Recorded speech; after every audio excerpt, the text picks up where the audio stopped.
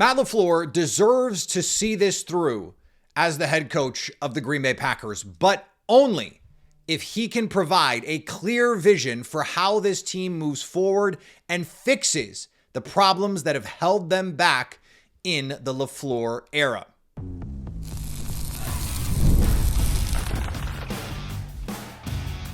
You are Locked On Packers, your daily Green Bay Packers podcast. Part of the Locked On Podcast Network, your team every day.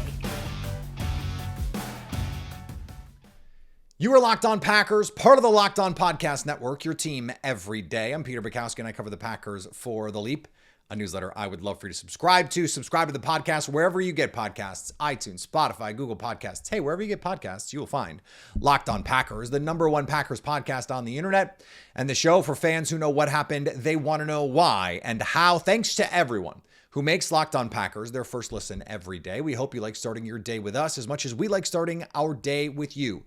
Today's episode brought to you by our friends at FanDuel. FanDuel is officially in playoff mode. Every game day during the NFL playoffs, FanDuel is giving customers even more ways to get in on the action. Visit FanDuel.com to get started. This is the Matt LaFleur episode. Figuring out what the problems are, what the solves are, and what the process ought to be as Ed Policy and Brian Gutekunst make a decision for the future of this organization. And I want to start with the process. What should this look like? What is the decision based on as the Packers move forward here with Matt LaFleur? And to me, it starts with who actually gets to make this decision. Is it going to be Ed Policy or is it going to be Brian Gutekunst? Rewind to Mike McCarthy being fired. That was not just a football decision. Mark Murphy, when he decided to move on from Mike McCarthy, that was not a decision made strictly for football reasons. The culture had turned toxic. There was a complacency in the organization that needed to be taken out root and stem. And so that was an organizational decision. Right now, I don't see any reason why Brian Gutekunst does not deserve to be the general manager of the Green Bay Packers. And if you believe that's true, and I do, then he deserves to make this call, or at least be ultimately the person in charge of it. And that would involve changing the way that the system works in Green Bay. Mark Murphy, when Brian Gutekunst and Matt LaFleur were installed, and they were not installed at the same time, Murphy created a siloed structure where the coach reports to the president and the GM reports to the president. The GM does not get to make the decisions on the coach.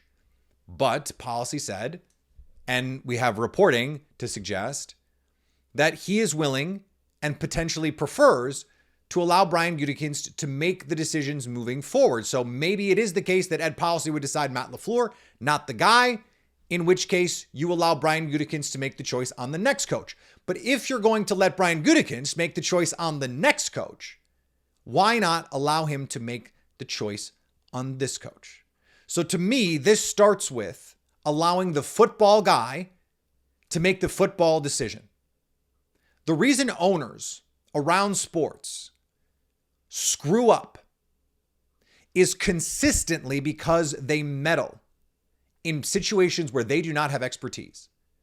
Owners are very bad player evaluators. Owners are very bad coach evaluators. Let the football people handle the football decisions. And that was always Bob Harlan's mantra. He was not a football guy. Let the football people make the football decisions. So to me, this starts with Brian Gutekunst having the chance to say, Matt, here's the deal. And that means understanding what the problems are, understanding what the potential solutions are. Brian Gutekunst has thoughts.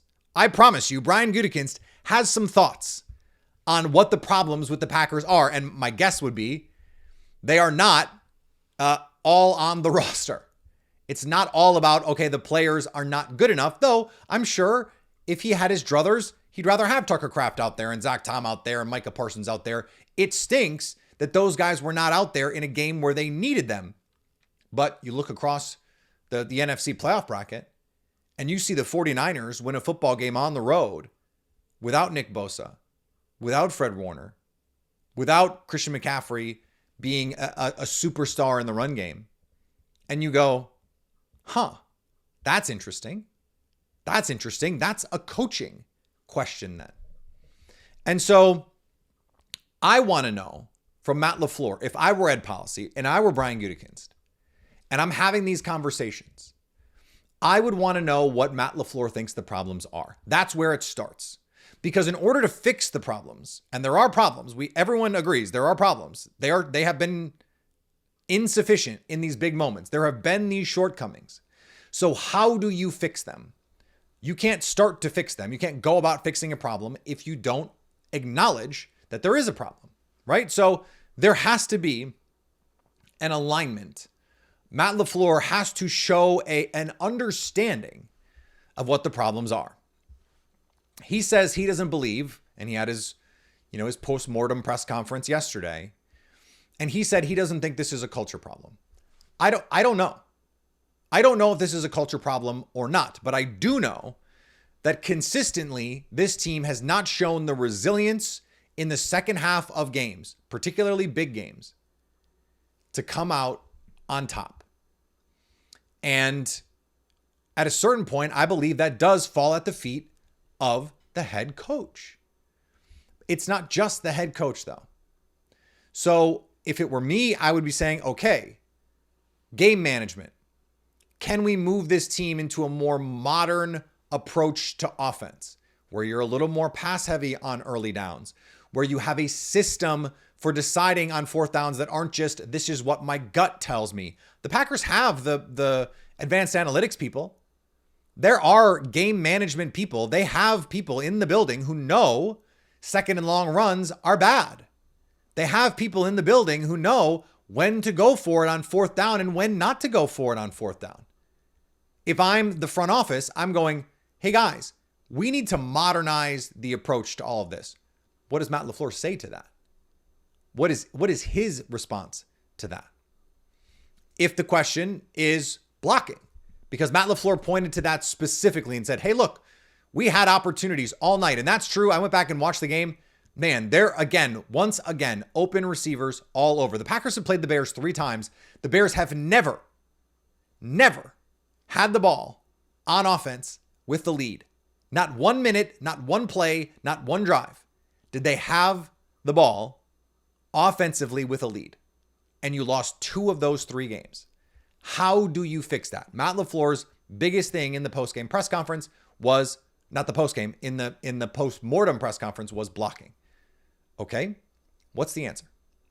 What's the answer for that? Is it a new coach? A new offensive line coach? By the way, I think it is. Is it a new offensive coordinator?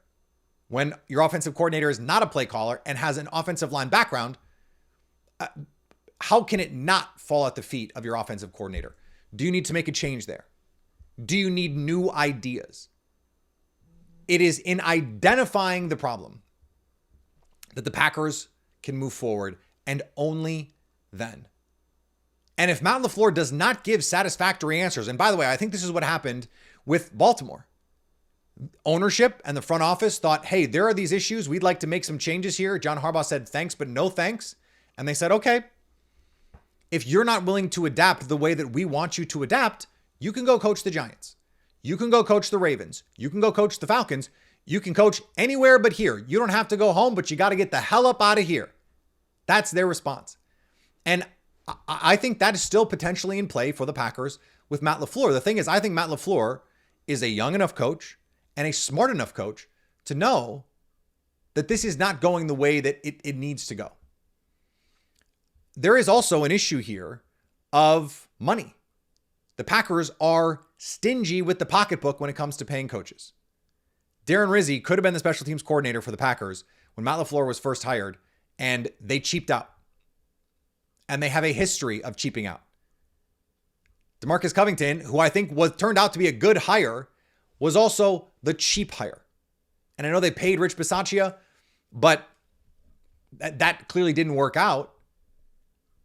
They paid Mike Pettin. That clearly didn't work out.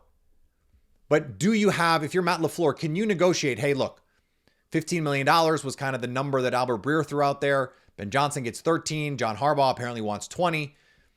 If you can get in that 13 to 18 range for Matt LaFleur, does he say, look, I'm willing to take a little bit less. I need more from these coaches.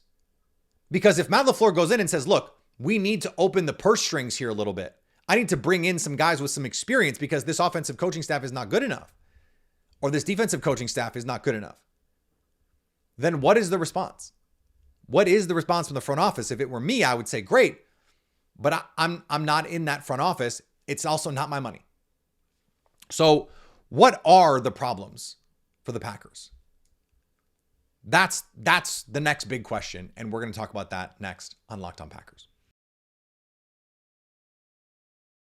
This episode is brought to you by Prize Picks. Whether you're starting a new routine or jumping into player projections for the first time, trying something new can feel like a challenge. But with Prize Picks, it always feels good to be right. It feels good to be right all the time. With high-pressure football matchups every weekend and elite hoops action almost every night, the action never slows down, and Prize Picks lets you stay in control. Prize Picks is the daily fantasy app that makes watching sports even more exciting by letting you build lineups on player projections. No drafts, no waiting, just pick more or less on certain stats and play your way. I love the flexibility with options like Flex Play, where you can still get paid even if one pick misses. Download the Prize Picks app today and use code LOCKEDONNFL to get $50 in lineups after you play your first $5 lineup. That's code LOCKEDONNFL to get $50 in lineups after you play your first $5 lineup. Prize Picks, it's good to be right. Today's episode brought to you by Robinhood. What if sports were traded like markets? Now you can put your sports IQ to work in real time with Robinhood prediction markets. It's not you against the house. It's you participating in a live market. You can buy or sell your positions live all game long. Use your sports knowledge in the moments that matter. Robinhood prediction market changes the game. It's people moving the action. So when momentum shifts, you can move with it. I always knew the game, but never had a dynamic way to apply that knowledge. Now I can actually take part live in a market powered by people. You're no longer just a spectator. Play by play, you decide. Trade every play with Robinhood, now available across the U.S. Download the Robinhood app now to begin. Futures and cleared swaps trading involves significant risk and is not appropriate for everyone. Event contracts are offered by Robinhood Derivatives LLC, a registered future commission merchant and swap firm. Thanks for making Locked On Packers your first listen, even in these trying times. And thanks for making Locked On your number one sports podcast network. If you haven't already, go check out the Everydayer Club. Access to ad-free audio for Locked On Packers, compatible with Apple, Spotify, every other major podcast app, plus an invite to members-only Locked On Everydayer Club Discord server, which, as I told the folks in there already, we're going to be doing a lot of shows in the offseason where I'm asking questions. We're going to do mailbags. I'm gonna build shows around the conversations we're having in the Discord, questions being asked in the Discord. So go check out that and be a part of it. LockedOnPackers.supercast.com for more. So what are the problems that the Green Bay Packers have? Well, there are some personnel problems. So how do you fix some of those? Well, that's a Brian Gutekunst question. That's not just a Matt LaFleur question, right? And Matt LaFleur can say, we're not good enough at certain spots to play the way we need to play. And so that's part of the conversation. And I think you have to look at corner. I don't know that Keyshawn Nixon is going to be on this team. I don't know. I think Rashawn Gary is going to be on this team. It's going to depend on what the money looks like. They attempted to do some things with the blocking that just did not work. It did not pay off. But there were also clear mismanagement of resources here. This is something we've been talking about all season. I thought, give Anthony Belton the chance to play tackle. They needed him to play guard. They cross-train everybody. Jordan Morgan played every position as a rookie in spring ball and in training camp, and then did it again this last summer. It clearly helped him, give him an opportunity to get on the field, even if it was just to decide he's a tackle, not a guard. Played pretty well on Saturday night in Chicago as a tackle. He's a tackle. Adam Stenavich said he's a tackle. Okay, then if that's true, why did you waste so much time playing him at guard? Why did Anthony Belton not cross-train to play guard if you thought he was a viable player in a situation where I understand Jordan Morgan was struggling at guard, Sean Rhyan was struggling first, then you have to move Sean Rhyan. the Packers have consistently mismanaged these issues. So to me, that's a coaching problem. That's an offensive line coaching problem. That's an offensive coordinator coaching problem. Again, when your offensive coordinator is a former offensive line coach. The resiliency problem, I don't know what the answer for that is. Other than this, I think this coaching staff needs some more veterans on it. And I don't know if that means, like, I liked the Dan Campbell staff where he brought in a bunch of former players. Some of them had experience, some of them didn't. And it turned out Ben Johnson was the best of the coaches that he brought in, not a former NFL player. But you need guys in those rooms. That's why someone like Al Harris in Chicago can be such a useful voice in these moments. Who are those guys on the Green Bay staff? Who are those coaches that can give you that? Who are those players in the locker room? Do you need to change your approach to personnel where you're not going to take the risk on an older player? You want the guy whose arrow's pointed up. Okay, well, what are you getting in the locker room from those guys? Like, you bring in a Za'Darius and a Preston Smith, both really good football players. Za'Darius turned out to be an awesome football player for the Packers. But there were issues in the locker room with him. Preston Smith was a locker room darling. Everyone loved him in the locker room. Everyone loved Aaron Jones. Everyone loves Josh Jacobs. Do you need to change the way that you evaluate personnel to help build culture? Special teams. Do you need to change the way that you look at players in the draft? Do you need to draft some more special teams only players? Do you need to sign some more special teams only players? Do you need to sign a returner? Do you need to draft someone who has those skills? We had Justice Mosqueda on a couple months ago talking about this. They don't draft slot corners. That's the body type of a punt returner. They don't draft slot receivers by and large. That's the body type of a punt returner. They drafted Jaden Reed, but then Jaden Reed became too essential to the offense to allow him to return punts, except in high leverage situations. And even then, he was not the most trustworthy player doing that. They had Romeo Doubs back there for long stretches. Those are problems. Those are institutional problems. That's player development, but that's also player acquisition. And so you need to be able to have honest conversations, Matt LaFleur and Brian Gutekunst, on what that looks like. So for this Packers team, how do you improve the resilience? I think you need some veteran players in the locker room. This is, again, the youngest team in the league. And some veteran coaches. But that's going to mean opening the pocketbook. Like, the resiliency is a problem. We're going to get to some of these fixes in a minute, but the resiliency issue is a problem. The special teams, clearly a problem. It's not just approach. I'm trying to find the right phrasing here, but Matt LaFleur in these big moments has a tendency to get a little conservative. Is there someone on that staff with the gravitas to say, Matt, here's what we got to do here, or here's the good idea?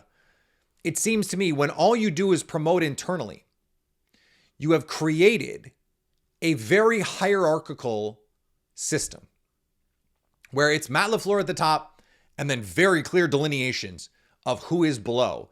And that does not foster an environment where guys are empowered to speak up or where Matt LaFleur is incentivized to listen. And it's not that I don't think he's a collaborative coach, because by all accounts, he is, in terms of like, hey, they look at explosive cut-ups from around the league. Every explosive play they look at. And then they go, okay, this would actually work for us. And they incorporate that stuff. We've seen them do it. We saw them do it on defense with Jeff Hafley. All the simulated pressures, all the Brian Flores double A-gap stuff. They absorbed that. They've started to use that. That's good coaching. I think not having a clear vision, though, for who you want to be, and at least not having a vision that fits the modern NFL, is part of the problem. So how do you fix that? How do you get to where you want to get to here with these issues? Like, Jordan Love is a dude, clearly. Tucker Kraft is a dude, clearly. Micah Parsons is a dude, clearly. You have players. Matthew Golden. Where was Matthew Golden? All year. The coaches loved him. The players loved him. He's not getting run. Why is Bo Melton getting snaps ahead of him? Why is Bo Melton getting targets ahead of him? That's ridiculous. And we saw it in this game. Every time he got a target, and they're throwing to him on fourth down in gotta have it situations. Jordan Love is looking for him. I know Dontavian Wicks didn't play, but like, come on. That is a personnel problem. So you need guys on the staff who have a vision for development with these players. And that is something that the Packers are going to have to look into. But it also is going to potentially require opening the pocketbook for some of these coaches. Being willing to not just promote internally. It can't just be, well, the next guy. Coaching is not a next guy up thing. Like with players, it is a next guy up mentality. Coaching does not work like that. It does not work like that. So how do you fix these problems? And how does Matt LaFleur become part of the solution if he is? We'll talk about that next on Locked On Packers. The wild card round finishes up tonight. Aaron Rodgers, CJ Stroud, and FanDuel is officially in playoff mode. Every game day during the NFL playoffs, FanDuel is giving customers even more ways to get in on the action. Because right now, every NFL playoff game day, FanDuel users get a profit boost pack waiting for them inside the app.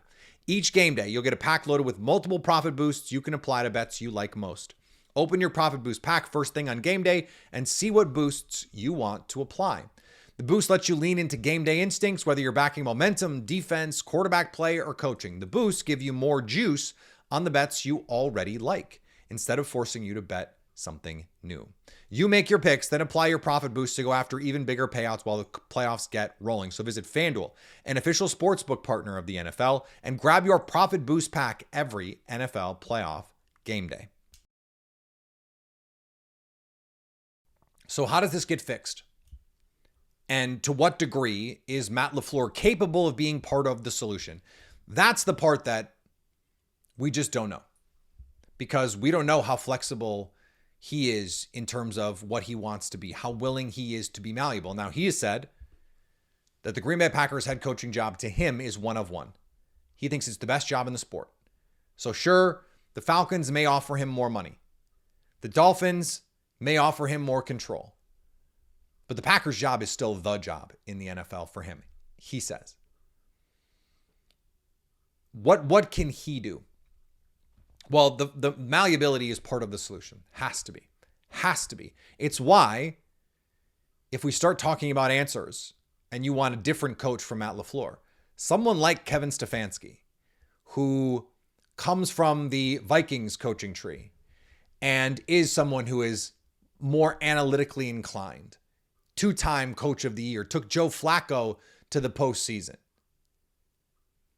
is someone who would be appealing to me. But culturally, has he proven that he's, provided teams and presented with teams that are tougher minded than the Green Bay Packers have been over the last couple of years?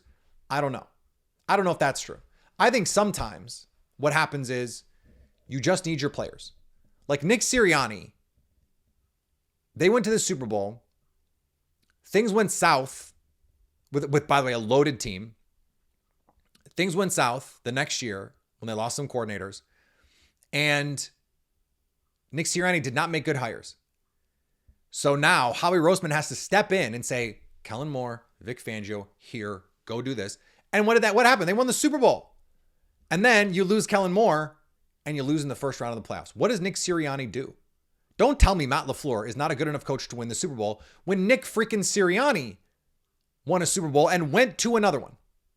Don't tell me Matt LaFleur is not a good enough coach when Doug Peterson won a Super Bowl with that same Philadelphia, not the same Philadelphia team, but with that same franchise. Like, it's crazy that the Eagles have two perfect examples of coaches who are worse than Matt LaFleur at everything. And they won. By the way, do you think the culture and the vibes in Philly are great? Give me a break. They're not. But those players are good. And the coordinators are good. Vic Fangio is the preeminent defensive coordinator. Him and Steve Spagnuolo are the best defensive coordinators of their generation. Matt LaFleur said he fully expects Jeff Hafley to be a head coach somewhere. So what is your answer then? This is part of the conversations that have to start at the top. If Jeff Hafley's gone, who's the guy? To me, this is no disrespect to anyone in the organization already. The answer cannot be Derek Ainsley, DeMarcus Covington. It just can't be. You have to have a real search. You have to find the best guys that you can find, whether it's Christian Parker or Jim Leonard or whoever it is, Denard Wilson in Miami, Raheem Morris. To me, that's the answer. And I know like his game management left a lot to be desired as a head coach, but if the Packers, if you told me tomorrow they hired Raheem Morris and replaced Rich Bisaccia, I would go, okay. I feel really good about where this team is headed because Raheem Morris, his players love him. As a defensive coordinator, he's shown he's got the goods. He's just a little underqualified, to be a head coach, it seems.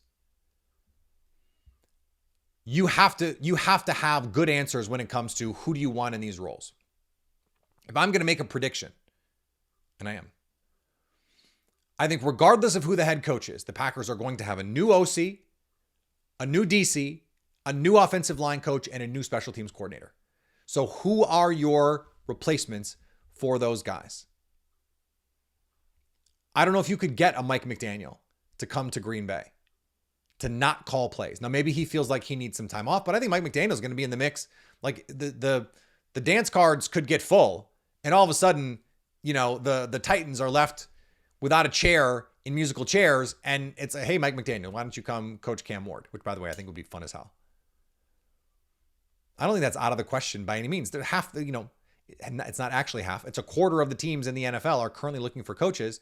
And had the Bills lost to the Jaguars on Sunday, Sean McDermott might have been added to that list. He might be anyway, depending on what happens the rest of the way. If you want a culture reset, if you think culture is the problem, I do think you need a new head coach because the head coach is ultimately the arbiter of that culture.